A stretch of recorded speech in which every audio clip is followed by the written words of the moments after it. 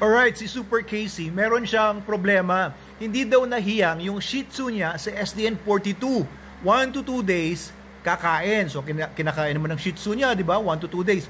Pero yung succeeding days daw, from 3 days siguro pataas, sinusubuan na niya, pilitan pa, tapos isusuka, then ayaw na talaga. Hindi na talaga kakain. Hindi ko matiis, kaya binalik daw niya sa dati niyang dog food. Eto guys, no, ganyan din ang nangyari sa akin. When we started producing SDN noong 2015, eto yung reason yan kung bakit may mga ganyang problema.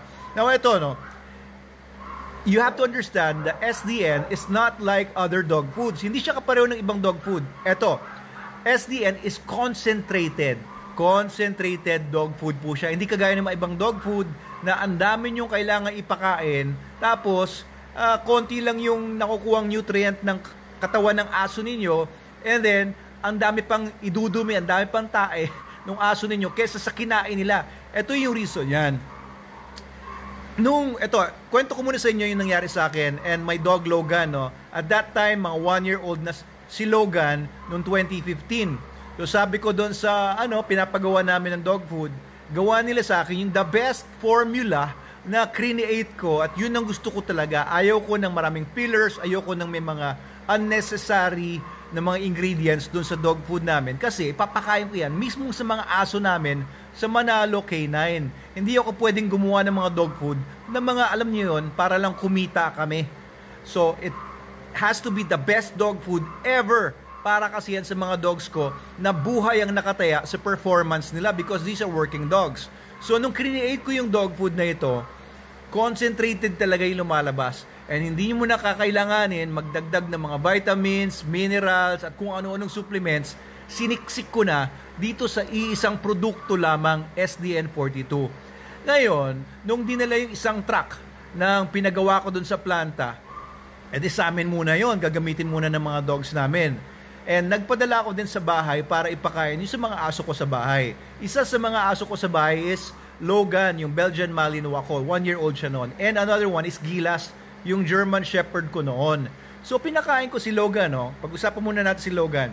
Pinakain ko siya ng same amount ng pinapakain ko nung dati niyang dog food. Ang dati niyang dog food, medyo mamahalin siya. Binibili ko lang dito malapit sa amin sa Angono. And then, okay naman yung performance ni Logan doon sa dog food na yon, okay naman yung resulta sa kanya, pero medyo mahal yung dog food na yon, and meron pa akong inahanap, parang hindi pa ako ganun ka-satisfied. Ngayon, pinakain ko ng SDN, no? Isang malaking dog dish. Yung dog dish na bakal na stainless steel, yung large size nun, puno yun kasi pinapakain ko yung dati niyang dog food, puno sa umaga, and then sa hapon, puno ulit. Okay, 2 dog dish pinapakain ko nung dati niyang dog food. Pero nung SDN42 na, ito nangyari. Nung umaga, pinakain ko siya ng isang dog dish, isang malaking dog dish, puno ng SDN42. Kinain niyang lahat kasi sanay naman siya sa ganon. Nung hapon, pinakain ko ulit ng ganong karami. Pero ang kinain lang niya ay parang kalahati na lang or less than kalahati na lang. The next day, sabi ko siguro baka hindi lang siya masyadong gutom. So the next day, binigyan ko ulit ng isang ganong kalaking dog dish ulit ng SDN42. Aba, kalahati na lang din ang kinain, hindi na kinain yung buo. Nung hapon, binigyan ko, ang kinain na lang parang 1/4 na lang, konti na lang.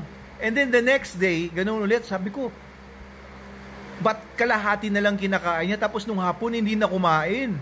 So sabi ko, mukhang bulok yata itong SDN42 na to, mukhang pangit yata yung ginawa kong formula. Something's wrong.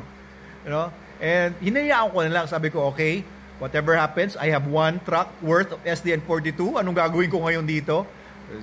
Sige, kainin niyo yan. Hinayaan ko lang sila.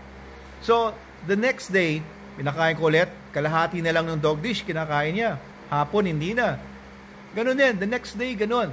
In 1 week, kalahati na lang ng isang dog dish yung pinapakain ko sa kanya. Pero alam nyo, at the end of the first week, at the end of the second week, napansin ko, mas gumanda yung katawan niya, mas sumiksik yung katawan niya, mas bumigat siya, and mas maganda yung overall aura niya, yung movements niya, yung happiness niya, nakikita ko sa mukha niya. Okay na okay yung aso. So sabi ko, bakit gano'n, no? Alam ko, in theory lang yun eh, na konti lang yung pagkain, pero mas maganda yung resulta doon sa SDN kesa nung pinapakain ko yung aso ko ng kung ano-ano mga dog foods na iba-ibang mga brands. And it turns out, no, mas nakatipid ako sa dog food kasi konti na lang yung kinakain ng aso ko, pero mas maganda yung resulta doon sa aso ko. Kaya kayo, Ma'am Super Casey, kung yung aso nyo naman, konti lang yung kinakain, huwag nyo nang i-force feed. Kasi alam nyo, no, ang normal dogs, kahit sa tao, ang normal na tao, normal na aso, pagka nabusog ka na, nakuha na ng katawan mo yung sustansyang kailangan niya, merong nagtitrigger sa brain natin na nagsasabi na tama na, wag ka na kumain. Ngayon, kung natatakam ka pa ulit sa kinakain mo, gusto mong ubusin yung pagkain dahil nanghihinayang ka or whatever, or parang feeling mo, kulang pa yung kinain mo, kain ka pa rin ng kain, magiging taba na lang yon, magiging waste na lang yon, and hindi na kailangan ng katawan nyo yon.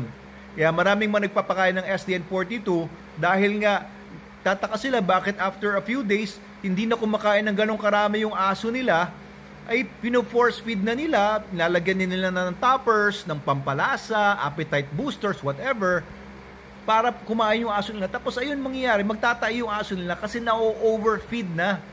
Kasi sa dog food po natin na SDN42, konti lang po ang kailangan yung ipakain. Hindi nyo kailangan pakainin ng napakarami. Kaya nga si Logan ngayon, minimaintain ko na lang, he's only eating 1 meal a day and he's already 10 years old. 10 years old ding aso kung pinakain ko nung simula pa lang yung SDN. Now he's 10, he's a Belgian Malinois, poging-pogi pa rin, very healthy, bihirang nagkasakit. And he's also, you know, one of the best dogs I've ever encountered na pagdating sa health. Talaga, ang ganda ng resulta. Napakatalino pati nung aso ko. I only feed him 1 meal a day, 350 grams of SDN. Ibig sabihin, yung 1 kilo ko ng SDN42, 3 araw na kay Logan yon. Ganong katipid ang SDN, kaya huwag nyo pong pilitin ng pakainin multiple times a day ang mga aso nyo kapag naka-SDN42 na. And huwag na kayo magbigay ng mga supplements, mga vitamins, mga probiotics, prebiotics, etc. dahil siksik na lahat sa SDN natin. You don't need to feed them anything else but SDN and water. Ay, ang ganda po na magiging resulta nyo dyan. Huwag kayong manginayang na hindi kumakain yung aso ko, tapos papakain nyo na ng iba, babalik sa dating dog food. Huwag nyo siya ibalik sa basurang dog food. Mag-stick lang kayo sa SDN. Pag ayaw na ng aso ninyo, itabi nyo na, huwag nyo siyang pilitin. The next day nyo na siyang bigyan. Pag adults ito pag puppies kasi, you have to feed the puppy multiple times a day. And huwag nyo rin bubusugin ng puppy na botsyog siya. Okay, hindi po ibig sabihin, hindi botsyog yung aso or yung tuta, ay kulang niya yung nutrition niya. No. Kahit po sa tao, di ba, you only eat small amounts of food na siksik naman sa nutritional value. Ganyan po ang SDN42 natin. Huwag kayong magkakamali na volume is better. No. Hindi po totoo yun. Yung volume po ng ibang dog food, kaya ang dami-dami yung pinapakain kapag ibang dog food, puro fillers po kasi yun. Yung mga corn, wheat, soya, mga beet pulp, at kung ano-anong mga pamparami lang po yun para po mas malaki ang kitain nung mga nagbebenta ng mga dog food na ganun ang mga laman ng dog food nila. Tapos kakaunti lang yung karne. Ang SDN42, karamihan po niyan, puro karne po yan, ng manok, ng baka. Ang ganda po ng formula natin. Magtiwala po kayo. Kung magtiwala po kayo sa SDN42, tiyak po yan, magiging mas maganda po yung aso ninyo. Don't force feed kasi pag nag-overfeed, magtatae. Hindi kasi kailangan ng katawan niya, kaya ilalabas lang po niya or lalambot lang po yung poops. Okay, any other questions sa SDN42, tanong niyo lang po sa amin and we'll be happy to assist you. And kung nag-aanap po kayo sa lugar ninyo and wala po kayong mahanap na dealers, pwede po kayo bumili sa Shopee or Lazada or dito sa TikTok shop po natin and i-order niyo lang online. Ayan, so we're still looking for distributors and dealers nationwide. Kaya kung interesado po kayo, mag-message lang din kayo sa amin. Dr. Abel Manalo po ito, licensed veterinarian, UPLB, 2001, graduate. Ayan po. Ito po ang aking advocacy, ito po ang aking business, SDN42, para po gumanda ang aso nating lahat.